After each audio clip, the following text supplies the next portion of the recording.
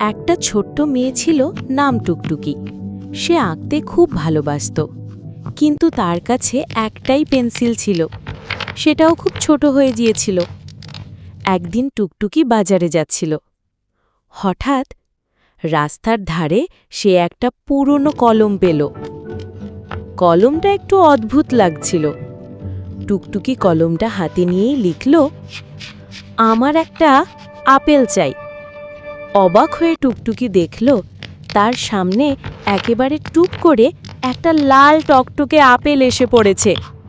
সে খুশিতে চিৎকার করে বলল, ওহ, এটা তো জাদুর কলম। তারপর সে লিখল, একটা চকলেট চাই। সাথে সাথেই চকলেট হাজির।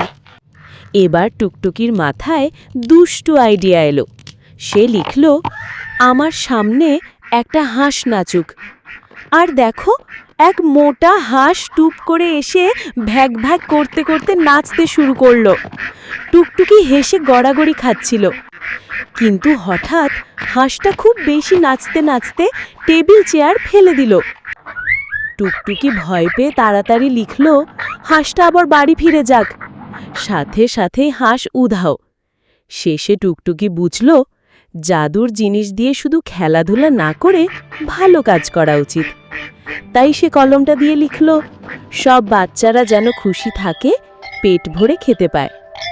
এবার টুকটুকির চারপাশে অনেক হাসি খুশি বাচ্চা এসে খেলতে শুরু করলো, আর টুকটুকি খুশি মনে হেসে উঠল।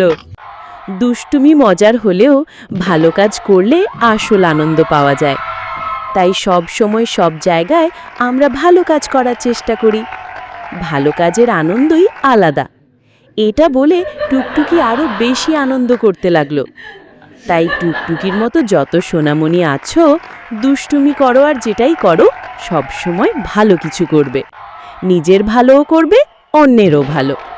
আর এইসব ভালো কাজের জন্যে টুকটুকির মিলল আমাদের অনেক অনেক ভালোবাসা।